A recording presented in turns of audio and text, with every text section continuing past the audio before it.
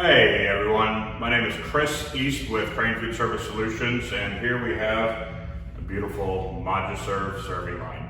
Demonstration today and give you the tools to have success with your ModuServe serving line. And today we'll be talking about use and care, how to operate it, how to clean it, and a little preventative maintenance so you get the best life out of it and have the best experience you can. So let's dive in.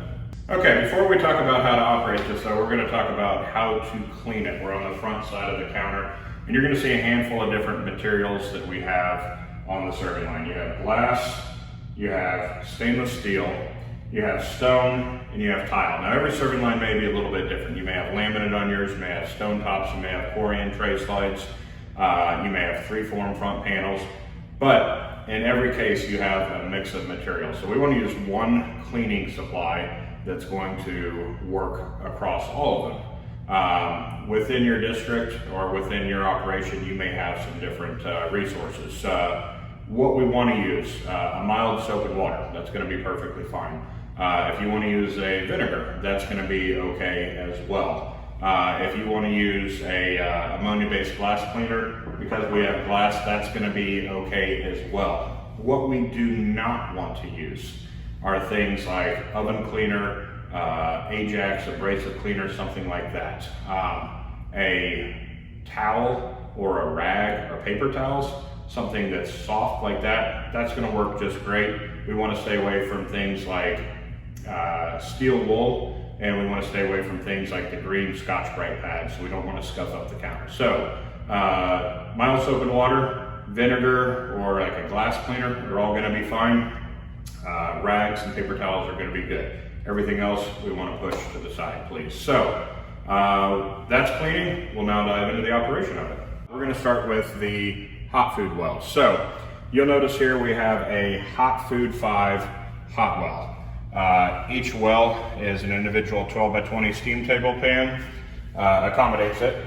You'll notice that we have a fill faucet. There is going to be variations of different types of fill faucets, but the point being is that we do need to add water. So you're going to want to make sure that that drain is closed. If you add water and you keep adding water and you keep adding water and no water is filling up the wells, then probably need to close that drain well. So we're going to add water. That's going to backfill to each of the subsequent hot wells. You must have water in there because we're going to use that for efficient energy transfer. It's going to give a good, solid, even temperature to the pan that's in there. Likewise, it's going to pull heat away from the hot wells, and it's going to extend the life of the hot well. So as we fill that up, it's going to backfill to the others. You'll see at the bottom there is a maximum water level in there. As we fill those up, we're going to want to put about a tablespoon of vinegar in per hot well. That's going to keep lime and scale from building up. If you don't have vinegar, that's not the end of the world. Cream of tartar works the same. It's going to have a corresponding knob, and each one of these knobs is going to go from what you would think to be 1 to 10, but 20 years ago or so, ModuServe decided low was 1, high is 7. So my recommendation is go ahead and start each product off at about a level 5.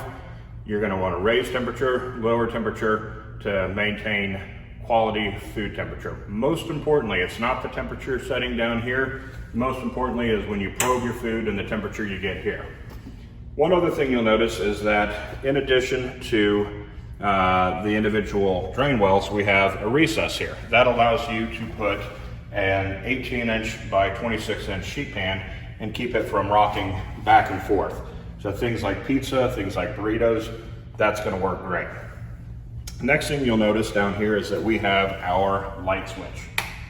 Our goal is to beautifully merchandise your food, make it appealing for your students or your guests, and have a great experience. So that's our hot wells in a nutshell. Every day you're gonna wanna add fresh water. Every day you're going to want to drain it out and clean it. So, should be good to go. We'll move on now to cold components. Still with me? That's good. We still have a lot to learn. So we talked about hot items. Now we're going to talk about some transition from hot to cold items, or the ability to do both. In this particular case, we have heated and refrigerated stone. Flip the switch in the morning, it's cold, the afternoon it's hot, and vice versa. Where this stone itself heats or cools. Likewise, second tier the same, we have removable stone inserts. These are able to be pulled out. They're beautiful for merchandising, but you can't take them off and clean this space down. So, in either case, whether you go the hot version or the cold version, depending on what it is you're trying to safely merchandise, you're going to see a series of switches. Again, we have our light switch. Then we have our decision. Do we want to go hot or do we want to go cold? So we have the one unit and then we have the other unit. Okay? If you go hot, give it about 30 minutes to heat up. If you go cold, probably going to take about 15 minutes to cool down to the temperature you want. If you go with the hot version, you also have the opportunity to add the heat lamp. And we didn't talk about this over the Hotwells, but the same applies. When you turn this on, you'll notice this strip gets thicker and thicker. So as you turn this up, if you say have veggies you don't want to overcook, maybe a lower level, all the way up to screaming hot. Keep the cheese nice and melted on top of enchiladas. So you have that ability. These versions are stone. This could be stainless steel on your serving line. It could also be an actual well where it's a hot or cold, one day convertible hot cold well. So understand the principles are the same. Ice cream. Who doesn't love ice cream? All kids should have ice cream, get sugared up right before they go back to class, right? Ice cream or beverage units. A lot of times you may see a similar setup, either a clear lid or a stainless steel lid in your on your serving line. And when you see this, you're going to notice that it is bifold hinged, and you're likely going to have some stainless steel baskets. These baskets can go through your pot sink or they can go through your dishwasher. When you lock this up, you're going to have a horizontal locking bar. If you opt to, this is a 20-inch by 20-inch lid, you can turn it this way, but when you put that locking bar on, it will not work. So you can adjust it either way, whatever works. Do not submerge this lid in water. You can wipe it down with a rag, you can wipe it down with sanitizing solution. You can wipe down the entire counter with sanitizing solution. That's not going to be a problem with it. Do not submerge that. You will get water inside it, and you'll be calling us for a new lid. You cannot visibly distinguish the difference between a beverage unit and an ice cream unit, with the exception this says prepackaged for bottled products only. Ice cream is obviously going to be a little bit different. And then when you turn it on, you're going to have your lights and you're going to have your switch. If you need to adjust the settings, you're going to have a control here. Your maintenance staff, I highly suggest do that. So if something's not holding temperature quite the way you want it, it's getting a little too cold and freezing product, or it's not quite cold enough, ask them to come in. With a couple quick buttons, they can adjust those settings. Okay, moving on. So one thing you're going to notice is the ModuServe makes it a point to try and make everything easy to clean and easy to maintain.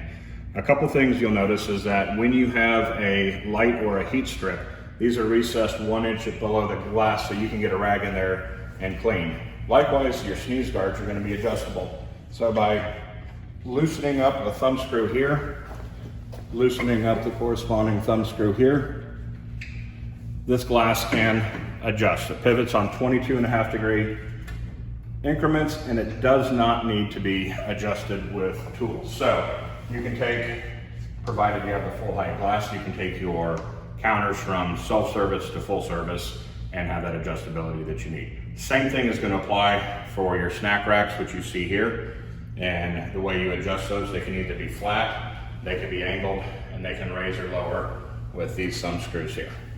So we talked a little bit about preventative maintenance. One thing you want to make sure is you clean this counter top to bottom every day. It's like your car, your house, your bathroom. The more often you clean it, the easier it's going to be each time. But there's going to be some things that need to be done on a bigger picture by your maintenance staff. You'll notice that these panels are all removable. They lift up and out. I'll put this one back into place. And that's going to give you access to service everything from both sides. Likewise, it's going to give you the ability to get in there, clean compressor coils, which your staff's going to want to do, your maintenance staff's going to want to do on a regular basis. Okay, fun fact, Trinity High School, HEB ISD, the home of Chris East. I happen to go to high school here. Go Trojans.